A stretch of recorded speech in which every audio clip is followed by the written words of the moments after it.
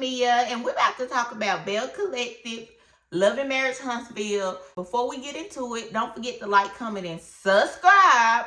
And come on over here and kick it with your girl. So, over down in Jackson, Mississippi, Lateshia and Latrice are still kind of going back at it. I guess they're kind of finally having some type of breakthrough. Both of them is basically saying the same thing. Latrice is like that she don't feel like the friendship will ever be the same anymore. Lateshia basically said that too. They both said that they miss each other. Like, Lateshia said she missed them kicking, and Latrice was like she missed them, you know, the person that she thought she was, basically. They still trying to figure it out, child. Like, nothing too much. So we see Kerri and Matt, and they are just basically talking. Kerri got her new wig, child. And this wig is a step up from that other one, that Bob. But it's still not really hidden. It's not what it's hidden for, but it's a step up. I think once, you know, maybe like next season or so, she probably have a stylist, because Kerri is very pretty. So it's just that her, yeah, that her is just, I don't know. But it ain't really, she just talking about, you know, that she needs to meet with her business partner or whatever to see what they're going to do with their restaurant in Mobile, Alabama.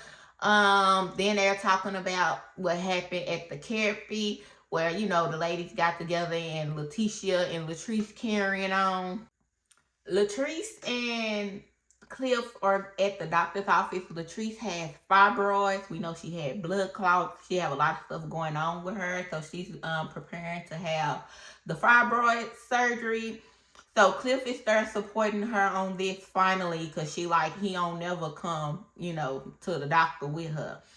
But child, y'all, Cliff is working overtime about him and about her and Lateshia meeting up, because y'all know he want to be friends with Glen. He tells Latrice asked Cliff, should she meet up with Lateshia, and he's like, yeah, y'all do need to meet one-on-one, which, even though I do feel like they aren't friends for real, let's just be clear. All the stuff that has been done, y'all ain't friends for real. Like, yeah, for me, if any, the stuff that's been done on both sides, not my type of females. Like, we wouldn't rock like that for real.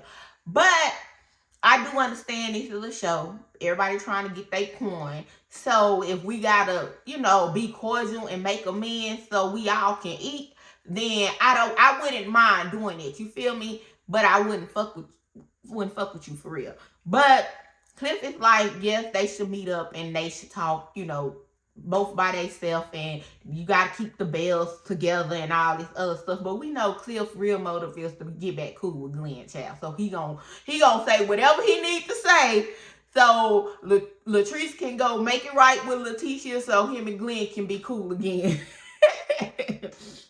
And Latrice, you know, she's stressed out and stuff. So she's have fibroids, which I do know people who have had the fibroid surgery, and it wasn't as successful. So hopefully everything works out for her. And when I say it wasn't as successful, a lot of times you have the surgery and they often grow back, you know. So maybe she should try to look into holistic ways and stuff too. I know I'm not like a medical professional, and even though I did go to nursing school, but nursing was not the field for me. But I will say, you know, do your due diligence, not just do surgery, but actually try to, you know, heal your body from within, and that could maybe help to shrink, you know, the fibroids down. But like I always say, I do, you know, wish her nothing but the best. So, child, Lateshia and Glen. Lateshia is doing a photo shoot, and y'all know she's trying to start her own talk show. Child, Glen then popped up unannounced. I guess they share locations, so he like, you know, she here, so let me pop up. Child, Glen is a fucking hater. And it's not funny, because it's really sad. A man that don't want to see you elevate ladies is not a man that you want. He do not want her to elevate. He's low-key jealous that she's finding her own way without him.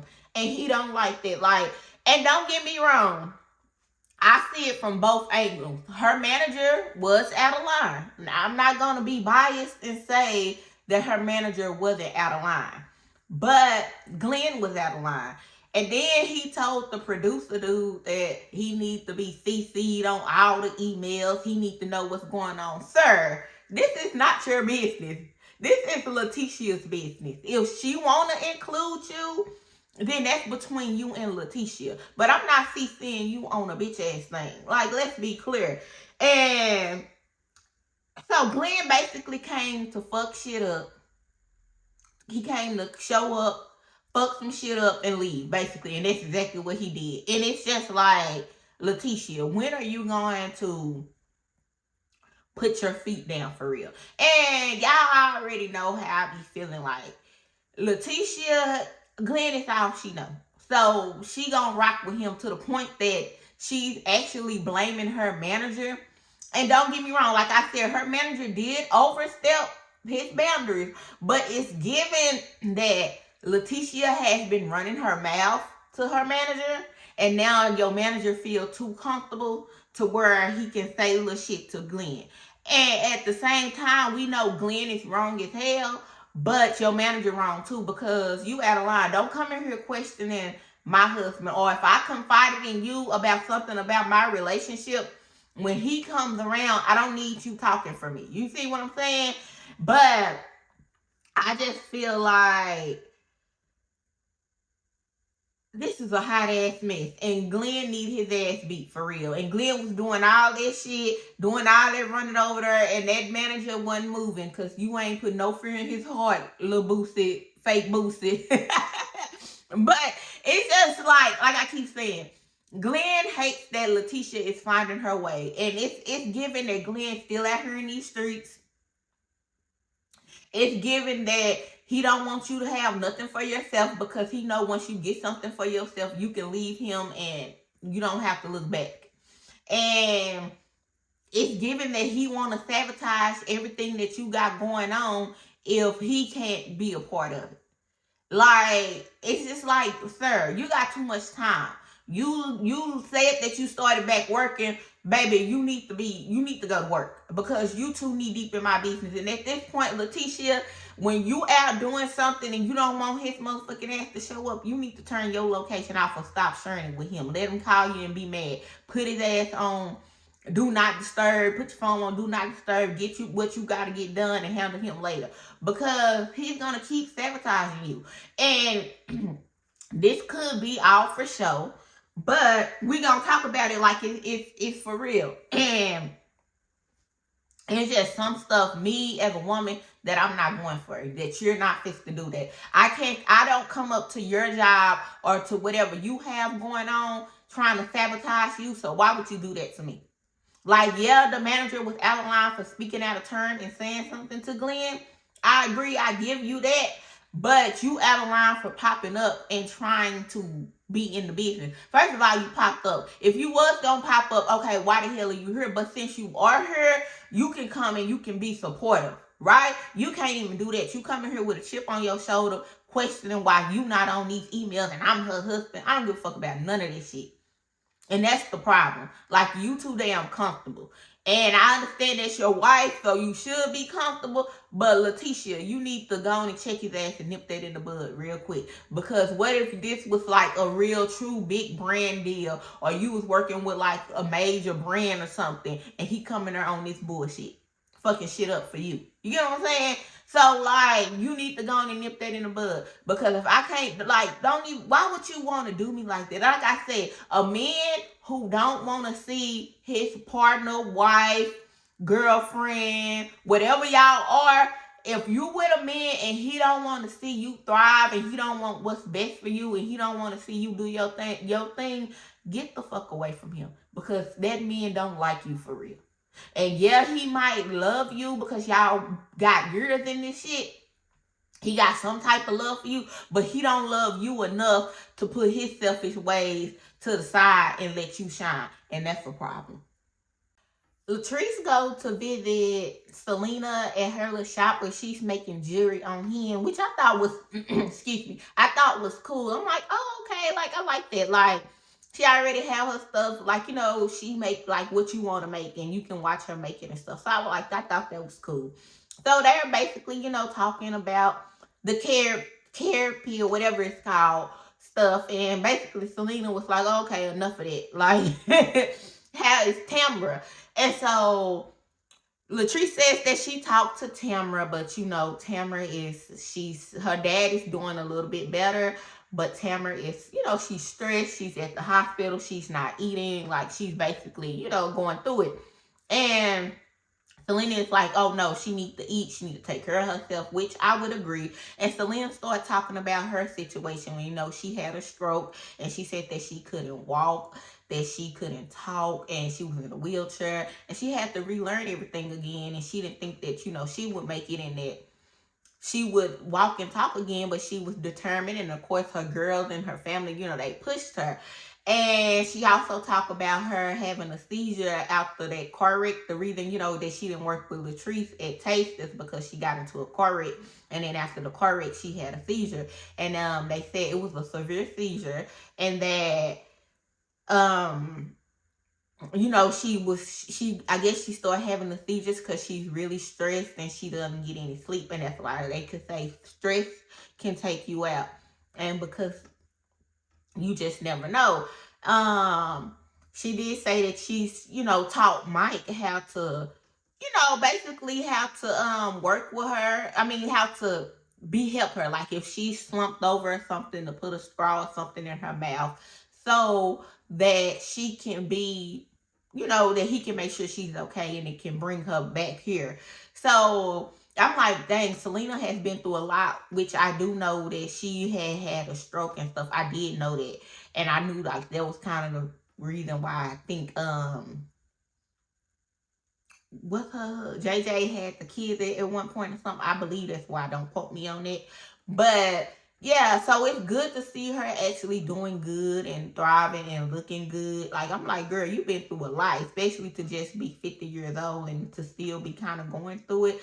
So I think that, you know, Tamra maybe talking to Selena could give her some hope and can kind of help her with her dad. Because I know that's a hard situation. And although I do feel like Tamra skate by and she don't be bringing a lot, even although I like Tamra, I do feel like, you know, that's the situation. And girl, like, trust me, I get it. Like, handle your family business. So Kerri sit down with Brittany, that's her business partner, and basically they talk about the Mobile location. They are there and it's really not busy.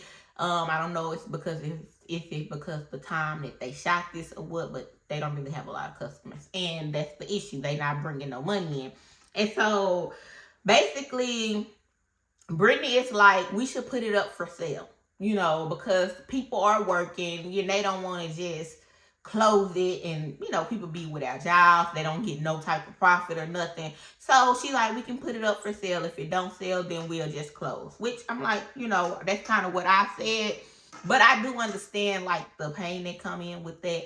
But I would say, I know Kerri was saying that she was putting her influence money in, which y'all do know I be seeing her with the Black Girl vitamins and stuff. So she is like a brand ambassador or something for them. And she's saying that she's using that money to keep the business afloat. And that's why I was saying, if something not turning a profit and then you're having to use your personal money and stuff to keep it afloat, then it's like,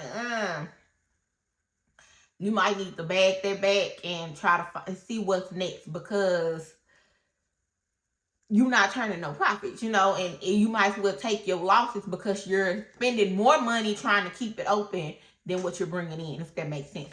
So I understand, like, that's a hard pill to swallow, you know, you got to close the business. Maybe they should have tried to see about hiring some influencers or something, you know, try to get it cracking or something.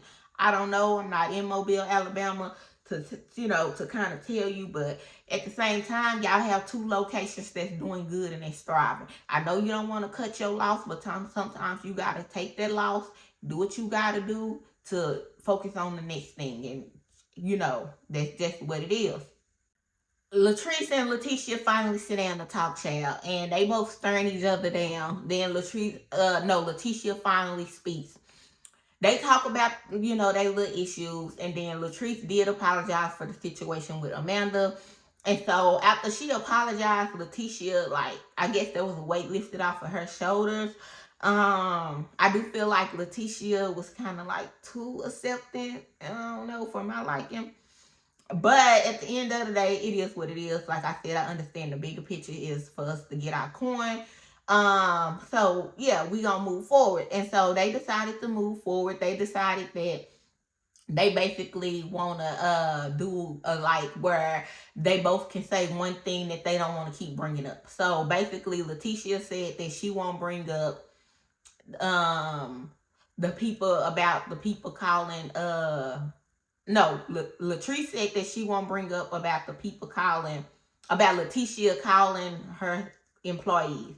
And Latrice said that she don't want Lateshia to bring up the situation with Amanda, which I didn't like that.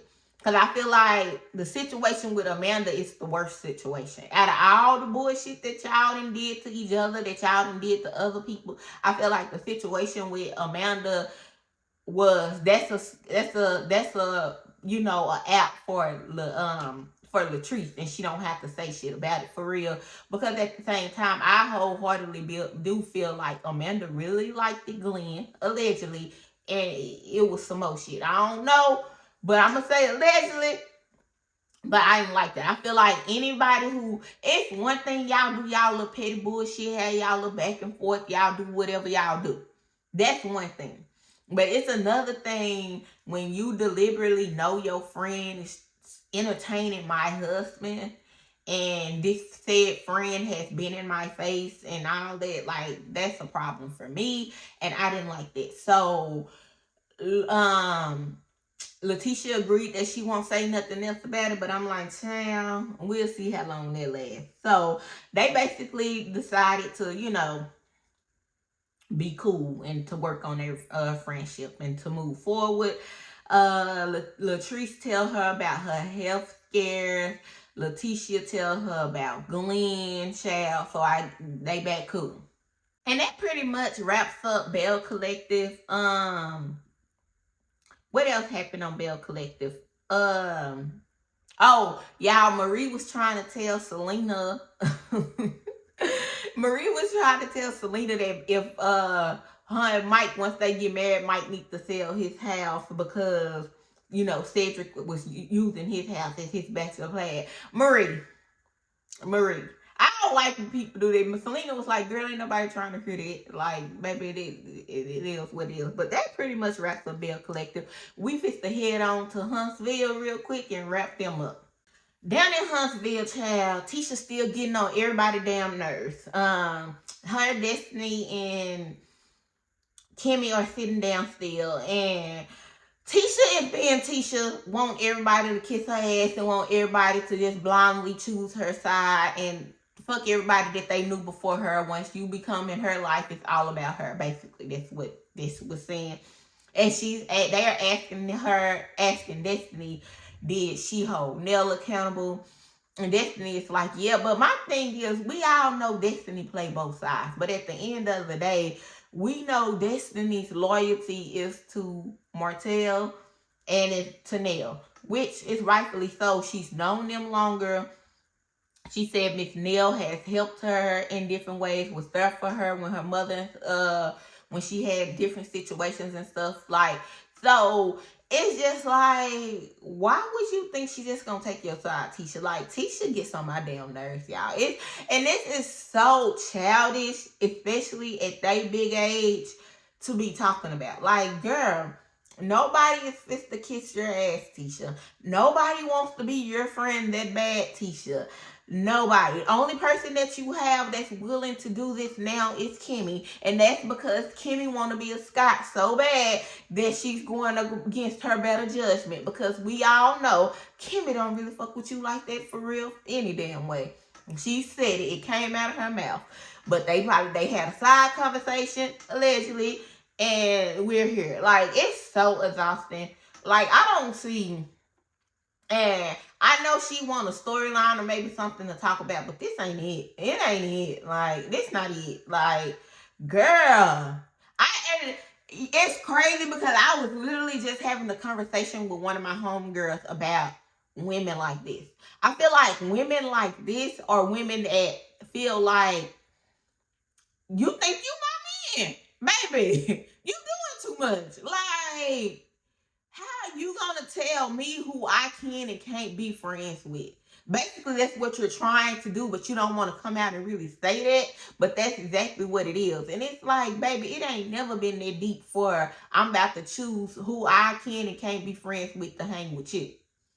Like, I just don't understand. And I guess because ever since I've been here on this earth, since I've known me and since I've been a kid, you can never tell me, nobody can never tell me, oh, I can't be friends with this person. I've always had a mind of my own. If I want to be cool with somebody, I'm gonna be cool with somebody. Like, I just feel like Tisha need a life. Like, girl. And she said that she know what box to put everybody in, and that she put Destiny in the don't trust that whole box. And y'all know I am not Team Destiny, and I don't be trying to be Team nobody. I'm just gonna speak on it, what I think in my opinion.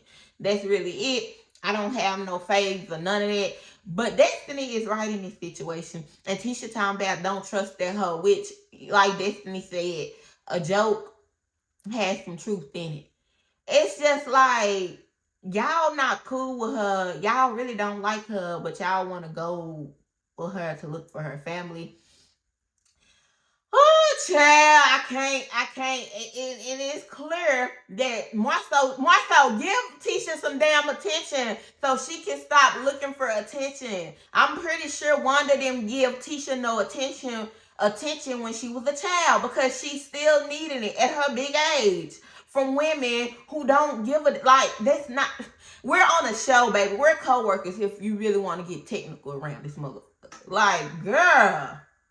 I love the scene between Nell and her daughter Kayla. I just think I love to see a mother and daughter duo, and I love to see when mothers and their daughters have healthy relationships, because that's what I come from. I have an amazing relationship with my mother. My daughter has an amazing relationship with me, and I know everybody isn't, isn't blessed to have that. So it was a good dynamic to see. Kayla is acting as the temporary director, and she's helping her mother out. And I love that, for Nell, because I feel like Nell is in a space right now where she needs that. Like, she's feeling a certain way with Chris. We know Chris is going through with losing his license, temporary, suspended, or whatever the case is. And Lance is just out here. He want everybody to watch his kids while he go down to the happy hour and slang, making more kids. And so she's just overwhelmed, and it's a lot on her plate. So it's good that she do have her daughter, And this is why, just going back on this conversation, and we not gonna go too deep in it, but mothers. And I don't want to say she didn't cause I don't just raise your daughters and baby your sons, which we know Lance is doing pretty good for himself as far as his work, in his business and stuff. So I will give him that. But at the same time, Lance want everybody to watch his kids. The sister said that he called her. He don't ever come back and pick up the kids when he say he gonna do it. Child, Lance just be out here in these streets. And I told y'all, Lance is for them streets too. It's so clear what type of dude he is. And he's not an ugly dude. A little short, but nonetheless, he's handsome. So, and he's on this show, and he has his own business, and he, I'm pretty sure he got multiple women. Let's just say that. But Kayla, she do kind of give Nell her flowers, tell her, she's proud of her. And I think she needs to hear that. I think, it's just one of those situations. Like I said, she's overwhelmed. The stuff that Chris got going on is now she's carrying that. The stuff with Lance and her other son. And I didn't think she said her father was staying with her now. So she's carrying a lot. And I think she just needs to take time for herself. And, She try to have a breath of fresh air. I know the stuff with Chris is messed up, but at the same time, that's your husband, and baby, that's what for better or for worse look like. So, you know, she gonna get through it. Destiny and Trish meet up and they're talking, and basically Destiny is telling her what happened. And you know, I thought it was funny when she was like that. I can't remember who said it, but they was like, Kimmi did not have a however moment, and I'm like, that's so real because that's Kimmi's favorite word is however. But basically, I be feeling like sometimes Trish be kind of agreeing with whoever in her damn face. Like she just be like, okay, yeah, you know. Destiny said that she really didn't invite them to come to Detroit with her to meet her siblings, which she kind of didn't invite them, but she kind of did. It's like she didn't tell them no. They was like, oh, you know, Marceau them is from Pontiac. We're down for a road trip. Would you like us to go? She didn't say no. So now y'all going with each other. It's like, it's a bunch of bullshit. Like, but like I said, it's a show. So, yeah. Trish is talking about her and Ken, child. And that's another story. Trish says that, you know, the therapy is helping her. She's been able to apologize, even though it took her a while. Y'all know Trish is very awkward. Y'all know Trish do be lying sometimes. Trish is cool, but we know Trish be on bullshit, low key. Her and Ken is like, girl, I don't even know really what to say about them because it's a bunch of bullshit going on and they trying to bullshit us in our face. You know, like, whatever. Marceau and Tisha are at their new investment property, and basically, she brought on other people to help her sell the property. Kimmi has since become a broker. At the time, I guess Tisha asked Kimmi for her help, and Kimmi didn't want to do it. And I know a lot of people is saying Tisha is wrong in this situation, but I feel like Tisha just didn't want to work with that Kimmi didn't want to work with Tisha, and they feel like Kimmi is wrong in this situation. But I kind of see both sides. Like, Tisha may have, even though we know Tisha is annoying, but I do feel where she's coming from. If she asked Kimmi for her help and was like, oh, well, you should get your broker's license and we can work together, and Kimmi says that she doesn't want to do it. So when I do get a property and I don't put you on it, you really can't be too mad about it because you said that you didn't want to do it. Where at the same time, I feel like if we family and we all eating, even though you might have said that you didn't want to do it, I would have doubled back and been like, hey, sis, I got this property, we're doing this, that. Do you want to get on the property before I have somebody else get on it, since you do have your broker's license at the moment? They said that Kimmi didn't tell them that she was getting her broker's license. They find out stuff about Kimmi online like everybody else, which, if y'all read between the lines and y'all peep it, they find out stuff online about Kimmi, but they are supposed to be sister-in-laws and good, you know, family that stick together. But you find out stuff about each other online, which to me implies that y'all aren't close. And it goes back to what Kimmi said. If it wasn't for them being sister-in-laws, she wouldn't fool with Tisha at all. But because they are on this show, they have to put on a united front.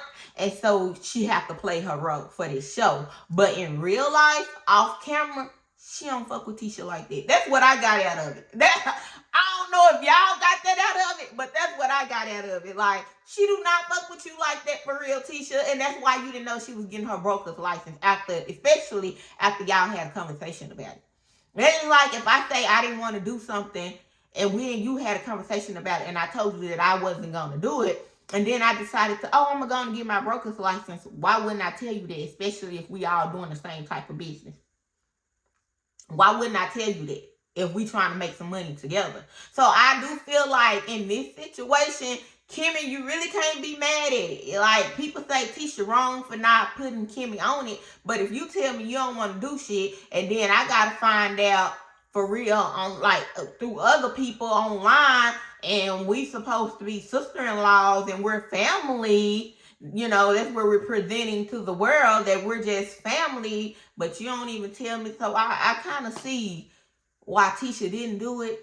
We know Tisha, like I said, Tisha's a lot of stuff, but in this situation, I'm not really mad at Tisha. I'm not. And yeah, she could be wrong for not telling Kimmi and not including her, like you feel like you taking money from her. But at the same time, if you tell me you don't want to do some shit and I express to you that I want to work with you, and basically you express to me that that's not what you're trying to do, and you imply that you don't want to work with me, I'm not supposed to be kissing your ass to put you on some shit that you basically said you didn't want to do and you didn't want to work with me in the first place. I'm saying that's just how I see it. So Tisha, she get on my nerves, but in this situation, I don't really fault her for this. And like I said, if y'all finding out stuff about each other online, y'all ain't really close as y'all portraying yourself. Kimmi was talking to Maurice, and basically she tell Maurice that she feel like Tisha don't want to say that she don't want you to be friends with somebody because, of course, they're grown. But she feel like that's how Tisha feel, which we all know that's how Tisha feel. Tisha don't want nobody to be friends with people that she ain't friends with. When Tisha is talking to Marceau, basically she's telling Marceau what happened, and excuse me, that her and Destiny got into it. And she tell Marceau about the comment that she made about she put Destiny in the box of a bitch that she can't trust. And so Marceau is like, well, do you mean it? And then she's like, no, I don't know what I mean. And he was like, yeah, you said it, you meant it, which I'm on Marceau's side. You said that shit, you meant that shit. Stand on that shit. And that's the problem with Tisha. She can't stand on shit. And it's just one of those things where I agree with Marceau. After a certain age, and not just a certain age, just I feel like after you giving a person more than one chance or whatever the case is, and you feel like it's a situation and you don't like what they're bringing to you, you have to remove yourself and understand that we're not friends. We can be cool and cordial and, like I said, get money for the show, but we aren't friends. And it's apparent that Destiny don't really fuck with Tisha for real. But like I said last review, that this is what happened when y'all click up to become friends because y'all don't like one person. Y'all didn't become friends because y'all genuinely liked each other and, enjoyed each other's friendship. Y'all became friends out of y'all hate for Mel. And this is why we are here. Now Tisha, you don't like Miss Nell, and you and Kimmi both don't like Miss Nell, if we being real, allegedly. But now y'all want her to go against Nell for y'all, and she's not doing it, and now you feel away. But y'all were never friends to begin with. And I agree with Marceau. If you don't you don't fuck with Destiny like that, why would you agree to go with her out of town? Like, come on now. So the Scott brothers are meeting up in there talking, and it's Maurice, Marceau, and their other brother Micah. I think Micah is the one Miss Van used to talk to, Mel mama. I guess he's studying for the bar. Maurice is telling him how Kimmi feel like, she basically said that, what did she call him, soft hands or whatever, that he's not manly no more. And Maurice is like, he got the means now to hire people to do that stuff, so that's why he don't really do it. Back then, he really didn't want to do it. He was doing it out of necessity, and he didn't have money to hire people, so he had to do it himself. So now that he got a little more money, he can hire people, and he don't want to do it. So basically, the brothers are telling him that he needs to do both. You need to be a lawyer, and you need to still be a man that's hands-on and show her that you can do both. And they just kind of have a little brotherly talk about that. Marceau bring up a situation with Destiny about going to Detroit, to Pontiac for them. And, he's like, where he's gonna go. So Marceau's like, well, damn, I guess I gotta go. It really wasn't nothing, just a brotherly bad banter. That was cool. So we just to get on ahead and wrap Love Marriage Huntsville up. We do see Ken and Trish, they meet with Dr. Francis, and they have this little therapy session, and they're getting into it basically in the therapy session. Ken is calling Tricia a compulsive liar, but Ken is also bringing up Marquez, and I've been saying this. I feel like that if Marquez really wanted Trish back and Marquez expressed his love for her and told him that she was getting her shit together, she would absolutely go back to Marquez. And I'm gonna keep saying allegedly, but I've been saying that. That's why Trish is so mad. And I feel like Ken knows that, and that's why he feels the way, because it's like one of those things where I feel like in his head, Trish is on this show. We know he want to be on the show. Not just that. He come in, oh, I'm taking care of the kids, I'm doing this, I'm doing that, but the shit was never genuine. And I've been saying it. Like, I tried to give him the benefit of the doubt, but at the same time, when he get into it and you taking shit, it's like, that shit's not genuine for real. You know, like, it's like you're doing it because, for one, I feel like at the time, maybe he was doing better than Marquez, so it's a way for him to show up a Marquez. That's one thing. And then, like I said before, she's with a man, he's coming in, he want to pay all the bills, he want to take care of the kids. The point, she's still legally married, but Marquez wasn't there, so she is a single mother. So as a single mother, this man come in and he want to do everything. A lot of women that are single mothers, especially, it don't even matter if they got their shit together. They might just be tired of doing stuff for themselves, so they're going to take their help. You get what I'm saying? So he used that to his advantage, is what I feel. And I feel like he tried to use that as leverage. Like, oh, I'm doing this for the kids. I bought your son a car. I did this. I did that. Marquez didn't want to put this much amount of money in for the dance or for the daughter that she danced a cheer or something. He didn't want to put this much amount of money in, but I did this. I feel like he leads with that because he feel like that makes him more than Marquez, right? Because, of course, Trish is going to tell him the absolute worst thing about Marquez. And he's taking that and running with it. But at the same time, Trish have issues with Marquez because, one, she's not over him. Let's just be clear. And that I've been saying it. This is why I said they didn't need to do counseling together. Trish didn't really need to be in a relationship. But whatever. Trish is saying that Ken is basically like controlling, he's accusing her of cheating, but you get him how that's how you got her, so don't be mad about it. But like I've always been saying, Ken, he does have an issue with Marquez, and they just like, it was like he wanted to take credit for being the kid's father, and he didn't want Marquez to kind of be in the picture. Like he said it on one of the episodes, like, we only have issues when he come around. Sir, that's their father. No matter what you do in their life, and especially because these are older kids. These are not little kids like, say you came in their life when they was 3, 4, 5, they was little. So, and they didn't know their dad like that. This is not that. These are kids that always had a relationship with their father, whether Marquez and Trish was together or not. And they know who their daddy is. Their daddy was in their life most of their life while they were coming up. You know what I'm saying? So even though he moved to Atlanta, he said he was still in contact and talking to his kids. You know, he was in their life. So it's not one of those situations where you can just come in and because you buy some shit, you can erase their father. And I feel like he thinks because he's doing stuff financially and he's been there these few years that he needs these brownie points. And don't get me wrong, men who take care of other men's kids are special, whether woman or men. I do feel like you have a special place for you when it's genuine. Not when you feel like you got something to gain from it. And I feel like that's the issue. It's like you want to get all these brownie points for doing this and for doing that.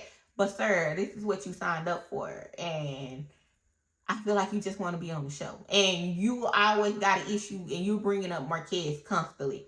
It's because you feel like you are up here and Marquez is down here. But for some reason, Marquez is on your mind because, let's just be clear, Marquez was funny. Marquez made their storyline interesting. I I feel like Trish be on bullshit. I do. I feel like they both are. Trish was with him because of what he could do for her, because she was trying to get over Marquez, and because she needed that extra help. Like, let's just be clear. I feel like I've been saying, allegedly, if Marquez wanted her back, she can have her back. I just feel like all this is a mess. That's what I feel like. I feel like believe they are broken up, and they just need to stay broken up at this point. And that's it, basically. We wrapping up Huntsville. That wraps everything up. Y'all don't forget to like, comment, and subscribe, and I'll see y'all later.